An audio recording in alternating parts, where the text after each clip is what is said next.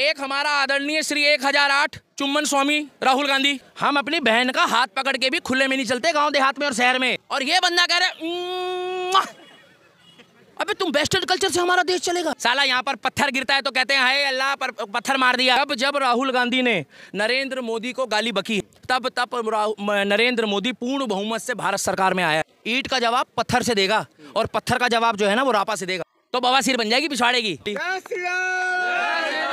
पहली बार आया मोदी, पहली बार आया तो क्या हटाई, दूसरी बार आया तो राम मंदिर बनाया, तीसरी बार आएगा तो हिंदू राष्ट्र बना देगा। मुझे तो लग रहा है भाई साहब इसका एक खुदाई तो महाकाल की चल रही है कि जहां खोदो वहां शिवलिंग निकल रहा है। क्या एक हमारा आदरणीय श्री 1008 चुम्बन स्वामी राहुल गांधी, अबे हमारे देश में बहनों को इज्जत दी जाती है क्या?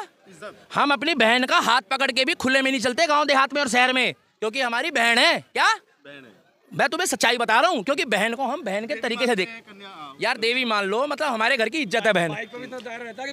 मतलब बहन भी यूं कहती है ना, जब उसको धक्का लगता है तो बहन भी कंधे पे हाथ रखती है भाई के। और ये बंदा कह रहा है अबे तुम वेस्टर्न कल्चर से हमारा देश चलेगा।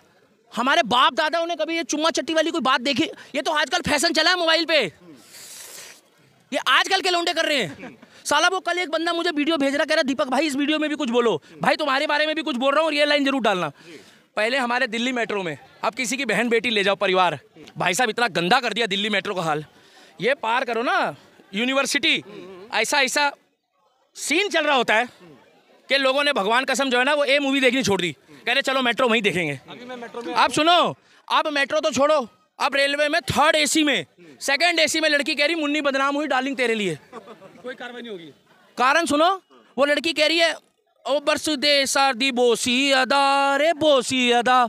एक बंदा अच्छा भला सोया हुआ, वो कह रहा है इनको क्या हुआ, ये तो अच्छे घर की लड़की लग रही है, और ऐसे कर करके दिखा रही। भाई माँ कसम क्या हो रहा है देश में यार, एक बार और बताइए। अरे सुनो, तो हाँ तुम्हें बड़ा शौक है, मेरे को तो भाई तुम ही असली लगते हो, ये पूरे मजे लेता है।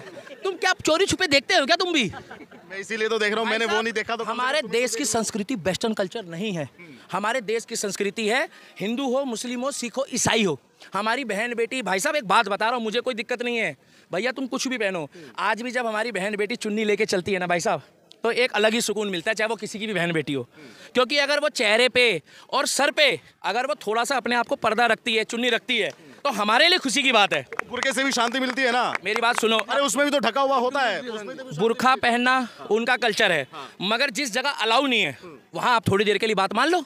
मोदी का भाई साहब सुरक्षा व्यवस्था के चक्कर में मोदी मना करता है, और बुरखे में तुम्हारे जैसा लोंडा चला जाए तो पता नहीं, तुम्हारे जैसा लोंडा जाके वहां पर कुछ छोड़ा है और कह दे कि महाराज ये किसने छोड़ा है, तुम ही जैसे लोग करते हो। क्योंकि उस भीड़ में अतीक जैसे बंदे को मारने वाला भी मतलब तुम नहीं हो, तुम्हारे जैसा ही पत्रकार निकला था कोई। अतीक तो खड़ा होके ऐसे फोटो खिंचा रहा था। भाई किसी को पता था कि कैमरे के अंदर से कौन निकलेगा? उसे भी लगा अरे तो पत्रकार है। एक मिनट बोलना बिहार वाले क्या? अरे भाई वो तो बिल्कुल संजय दत्त की तरह निकला भाई, काम करा और चला गया। तो जो नीतीश सरकार है, नीतीश बोले तो बिहार में, हमारे बिहार के लड़के भाई साहब आज भी जब आते हैं ना दिल्ली, मैंने अपनी आंखों से देखा भाई साहब। भैया अगर बिहार वालों के लिए ये बात अच्छी लगे तो बिहार वालों के लिए मारना, मेरे लिए मत मारना।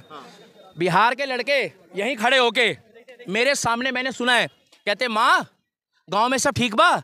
बोले सब ठीक बा, सैलरी आ गई है, 10,000 रुपये बंदे को मिले। कितने? एक 7,000 रुपये डाल रहा हूँ। क्या भाई बिहार वाले के लिए ताली मार दो। अपने गांव 10,000 में 7,000 जिस बंदे ने भेज दिए, 3,000 रुपये में बेचारा दिल्ली में कैसे गुजारा कर रहा होगा।